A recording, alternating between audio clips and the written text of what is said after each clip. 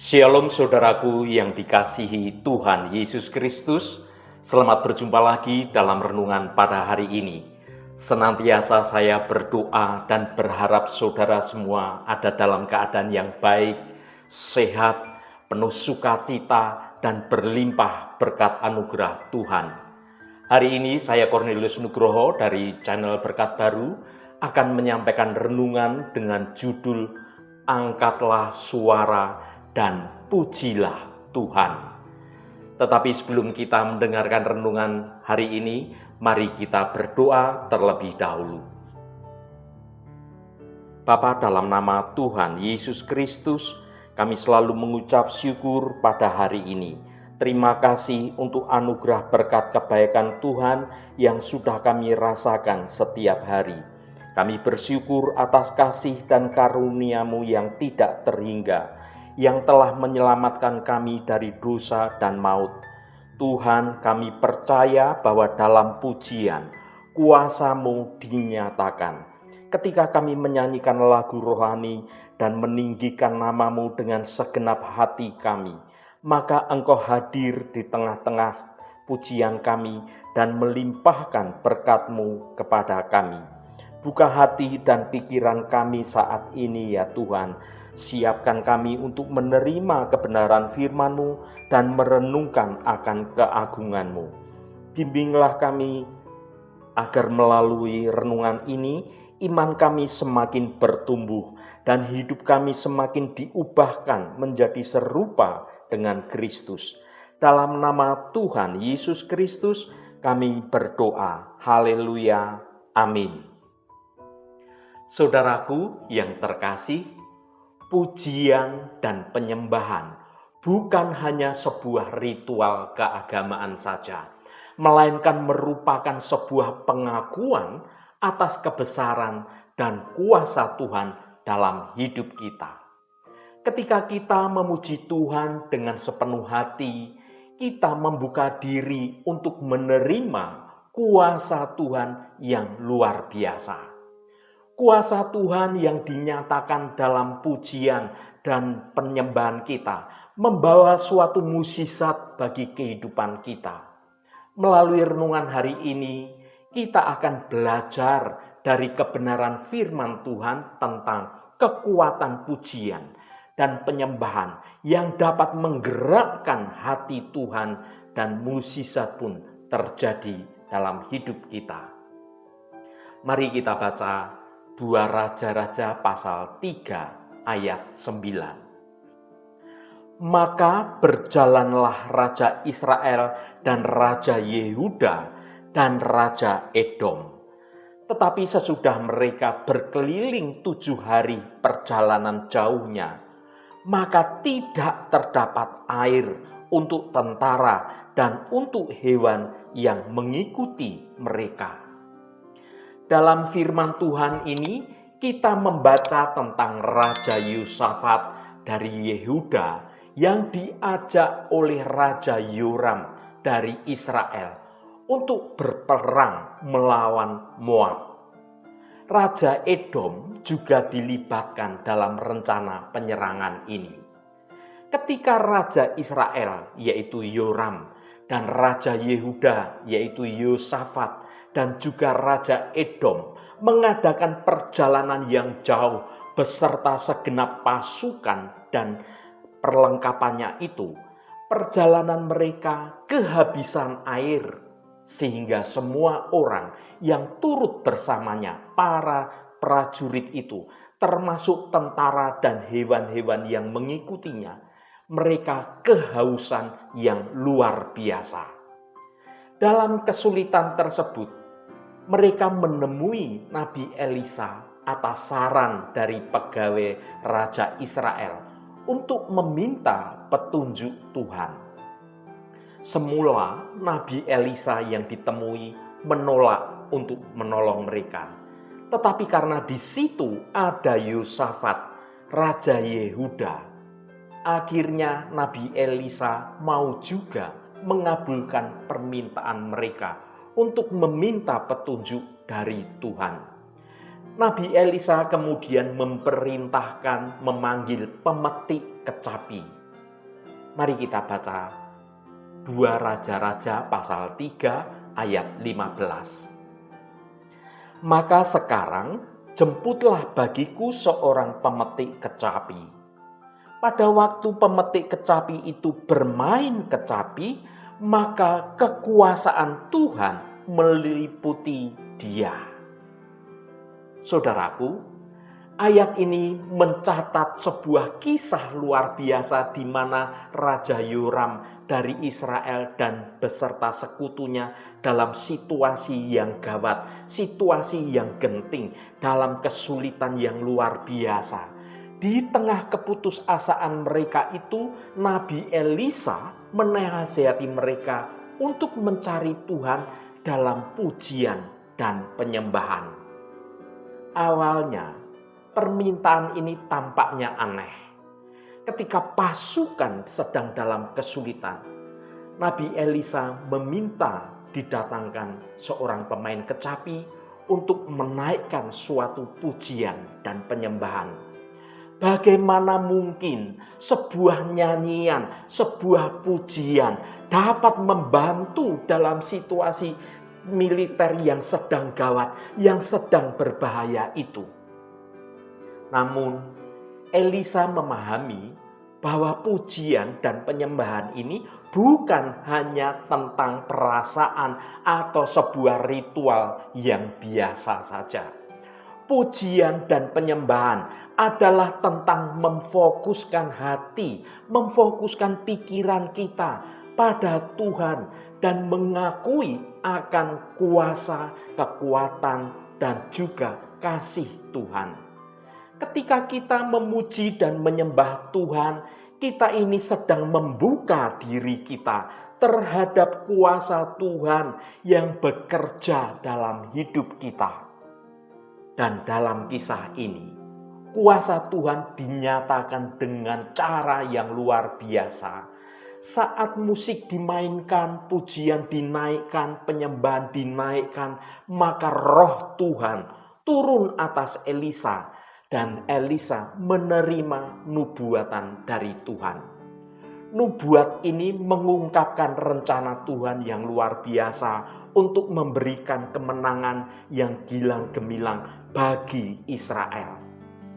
Terinspirasi oleh nubuat ini, pasukan Israel maju berperang dengan iman yang diperbarui. Mereka akhirnya mengalahkan Moab dengan cara yang ajaib dan mengalami kelegaan dan sukacita yang luar biasa. Saudaraku yang dikasihi Tuhan Yesus Kristus, memainkan alat musik atau kecapi yang dalam ayat yang kita baca ini, bagi Tuhan ini berbicara tentang pujian dan penyembahan bagi Tuhan saat kita sekarang ini. Ketika puji-pujian berkumandang, maka hati Tuhan itu disenangkan dan hadiratnya pun turun melawat umatnya. Mari kita baca Mazmur 22 ayat 4. Padahal engkaulah yang kudus, yang bersemayam di atas puji-pujian orang Israel.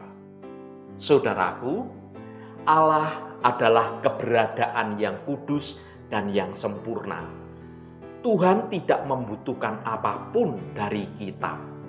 Namun ayat ini menyatakan bahwa Dia bersemayam di atas puji-pujian. Ini bukan berarti Allah itu membutuhkan pujian kita untuk Allah dapat hadir. Tetapi ini menunjukkan soal kerinduan Tuhan akan hubungan dengan umatnya yang diciptakan menurut gambarnya itu. Pujian dan penyembahan kita adalah suatu respon yang selayaknya atas kasih dan keagungan Tuhan. Frasa bersemayam di atas puji-pujian dapat diartikan sebagai Allah hadir dengan penuh kuasa saat umatnya menyembah dan memuji Dia. Pujian dan penyembahan bukan sekedar kegiatan rohani biasa, tetapi ini membuka jalan bagi hadirat Allah untuk dapat memenuhi hidup kita dan memampukan kita menghadapi beratnya tantangan hidup yang terjadi. Mazmur 20 pasal 22 ini sebenarnya adalah mazmur tentang penderitaan. Daud, sang pemazmur, mencurahkan isi hatinya saat merasa terabaikan oleh Allah. Namun di tengah pergumulan Daud saat itu, ia tetap menyatakan iman dan memuji kekudusan Allah. Ini menjadi teladan bagi kita untuk tetap memuji Tuhan meski dalam keadaan yang sulit. Pujian dapat menjadi kekuatan dan menegaskan iman kita kepada Allah yang tetap setia meski kita menghadapi banyak tantangan. Saudaraku yang diberkati Tuhan, ketika hadirat Tuhan meliputi Nabi Elisa, sementara kecapi terus dimainkan, puji-pujian terus dinaikkan, penyembahan terus dinaikkan, Tuhan menyatakan kehendaknya. Mari kita baca 2 Raja-Raja pasal 3 ayat 16. Kemudian berkatalah ia, beginilah firman Tuhan, biarlah di lembah ini dibuat parit-parit. Saudaraku, bayangkan keadaan situasi saat itu sangat gawat.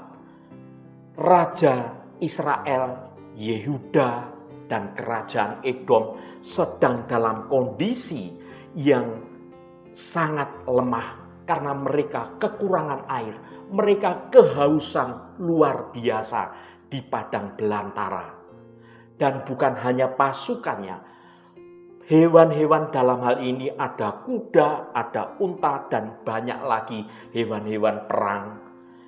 Mereka semuanya mengalami kelelahan yang luar biasa karena kehausan. Situasi terdesak ini bisa membuat mereka menjadi panik dan mereka mencari jalan sendiri-sendiri. Namun Elisa hadir sebagai perantara antara kelompok ini dengan Tuhan. Melalui Elisa, Tuhan memberikan perintah yang mustahil, yaitu menggali parit di tanah yang kering.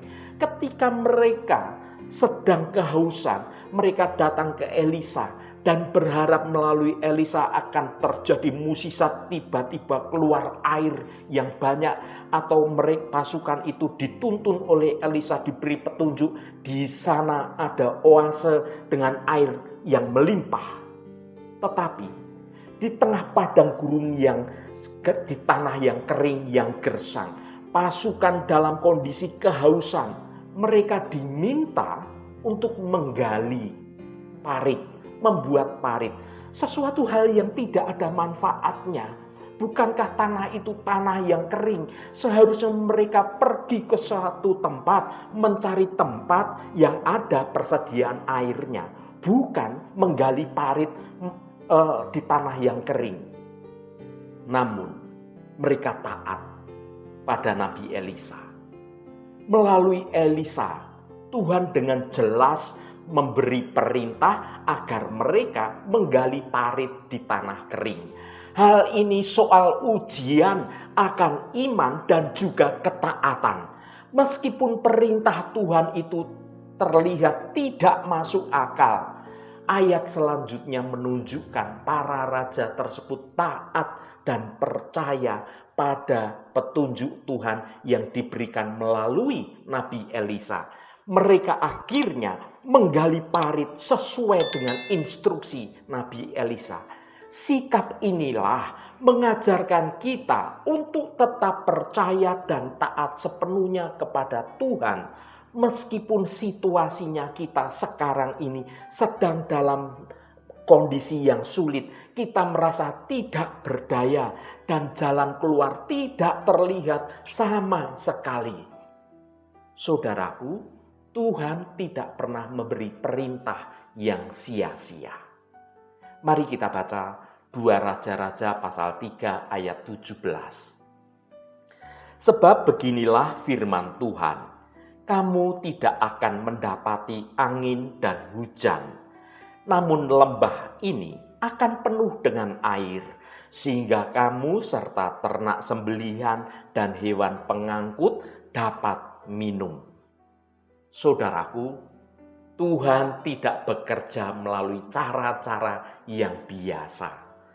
Tuhan itu bertindak dengan ajaib, memenuhi lembah dengan air tanpa ada hujan, awan, atau angin atau apapun. Pokoknya parit digali dan lembah itu nanti akan dipenuhi dengan air. Soal bagaimana caranya air datang bukan urusan kita. Urusan kita adalah taat sepenuhnya pada Tuhan. Soal bagaimana mukjizat itu terjadi, itu adalah urusan Tuhan. Yang Tuhan minta, kita hanya taat sepenuhnya tanpa perlu melakukan perbantahan apapun.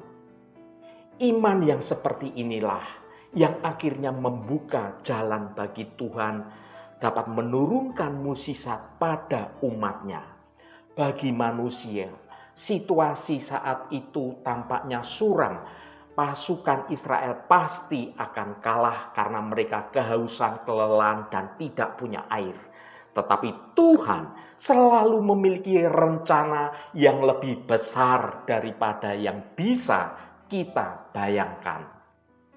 Mari kita baca 2 Raja-Raja pasal 3 ayat 18. Dan itu pun adalah perkara ringan di mata Tuhan. Juga orang Moab akan diserahkannya ke dalam tanganmu. Saudaraku, dalam kisah 2 Raja-Raja pasal 3, Raja Yosafat, Raja Yehoram, dan Raja Edom bersatu melawan Moab. Mereka dilanda kekeringan dan putus asa, tetapi Nabi Elisa meyakinkan mereka bahwa Allah akan memberikan kemenangan. Benar saja, Allah memberikan mereka air secara ajaib dan air itu berkelimpahan. Dan mereka akhirnya dapat mengalahkan Moab dengan mudah. Ayat 18 yang kita baca berbicara tentang keyakinan Elisa. Tetapi perkara yang ringan ini pun hal yang kecil bagi Tuhan. Ia juga akan menyerahkan Moab ke dalam tanganmu. Saudaraku, ketika Tuhan memberikan instruksi dan mereka yang diberi instruksi melakukannya, maka Tuhan bukan hanya memenuhi kebutuhan mereka yang saat itu sedang kehausan. Mereka saat itu kehausan dan hanya butuh air. Tuhan bukan hanya memberi air berkelimpahan, tapi Tuhan memberikan lebih dari apa yang mereka minta. Ketika bangsa Israel sedang kehausan, mereka membutuhkan air. Tuhan memberi air secara ajaib dan Tuhan bukan hanya memberi air saja. Tuhan juga memberikan kemenangan kepada mereka. Perkataan ini menunjukkan bahwa apa yang tampak mustahil bagi manusia adalah perkara yang mudah bagi Allah. Tuhan itu memiliki rencana yang jauh lebih besar daripada yang bisa kita bayangkan. Janji Tuhan itu sungguh luar biasa. Tanpa angin dan tanpa hujan, air justru datang memenuhi parit yang mereka gali di tanah yang kering. Tuhan tidak hanya mengatasi kehausan mereka, tetapi Tuhan juga memberi kemenangan atas Moab. Saudaraku, pergumulan berat apa yang sedang saudara hadapi sekarang ini? Apakah ekonomi keluarga sedang kering atau sedang gersang? Atau soal sakit penyakit dan kita divonis dokter tidak mungkin sembuh? Atau masalah-masalah berat lain yang secara manusia kita tidak tahu jalan keluarnya dan kita merasa tidak berdaya menghadapi masalah-masalah yang ada. Apapun kondisi Anda saat ini, janganlah putus asa. Angkatlah suaramu dan pujilah Tuhan dan sembahlah Tuhan dengan segenap hatimu. Undang hadirat Tuhan memenuhi hidupmu. Dan jalanilah hidup ini dalam kebenaran Tuhan, saudaraku. Berharaplah hanya kepada Tuhan, jangan berharap pada manusia. Kalau engkau berharap pertolongan manusia, engkau pasti akan dikecewakan. Percayalah pada Tuhan. Saat Tuhan itu bertindak, maka tidak ada perkara yang terlalu sukar bagi Tuhan.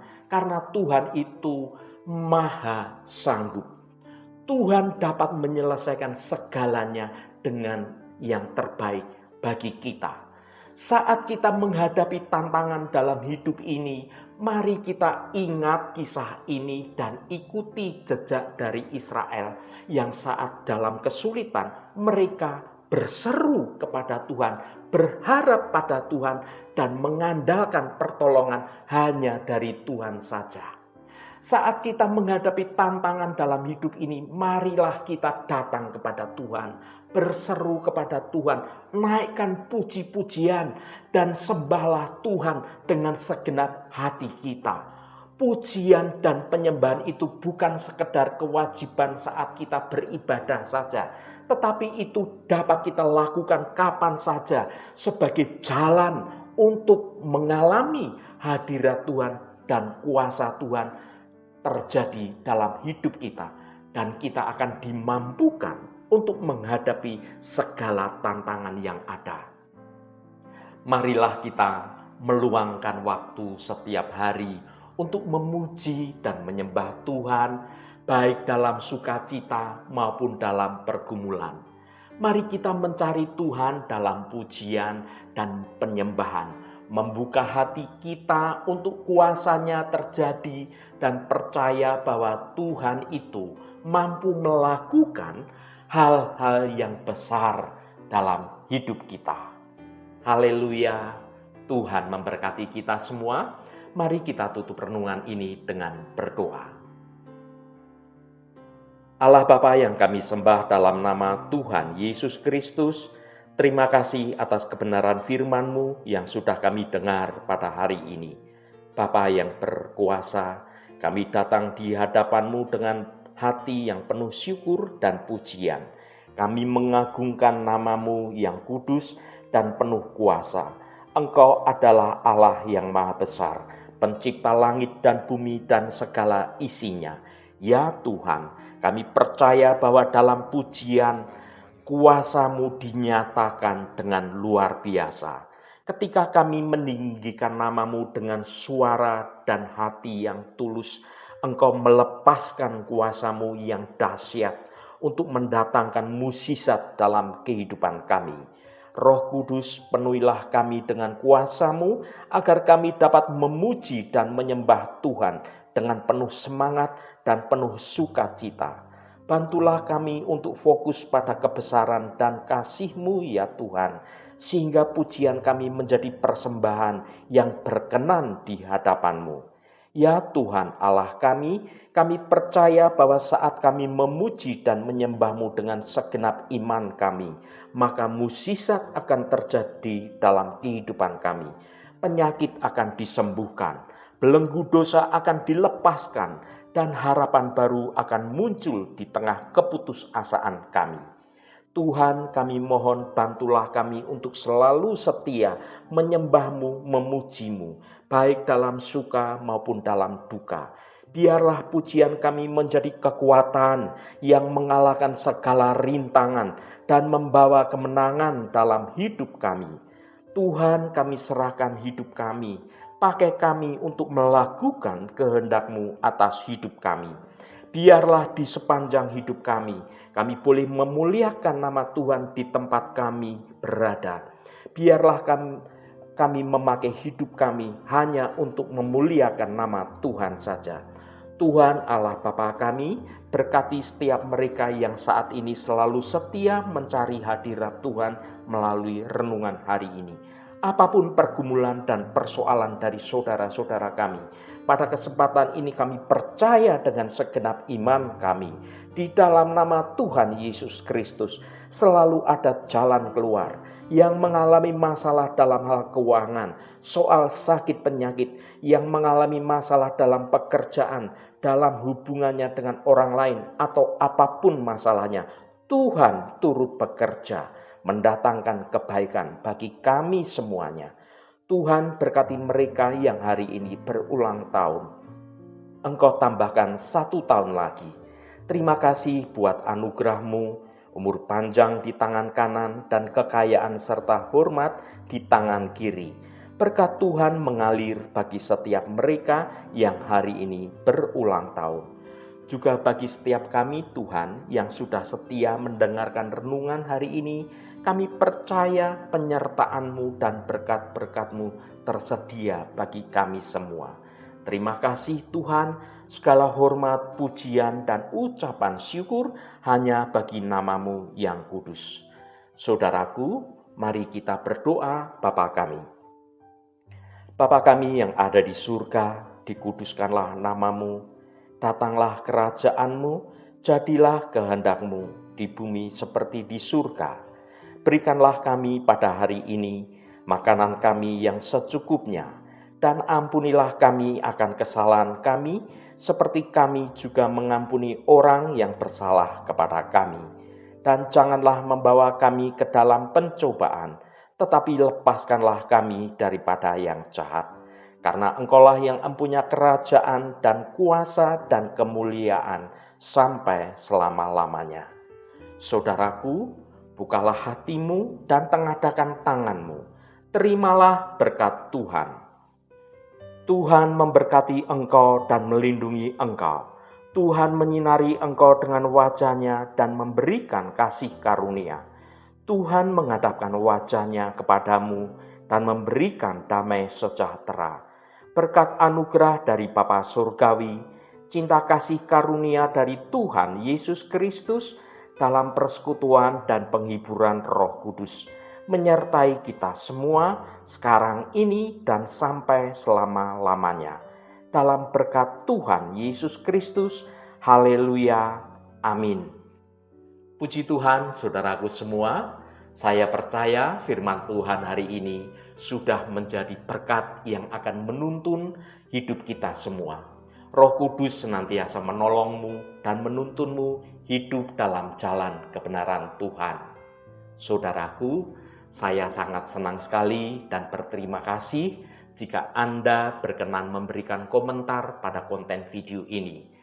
Dan biarlah melalui komentar-komentar saudara ini itu menjadi semangat bagi kami untuk terus melayani Tuhan dan memberitakan kebenaran dan menjadi berkat bagi kita semua. Terima kasih saudaraku, jangan lupa bagikan renungan ini pada teman dan sahabat Anda, agar mereka diberkati juga melalui renungan ini. Terima kasih saudaraku, sampai bertemu kembali. Shalom, Tuhan memberkati.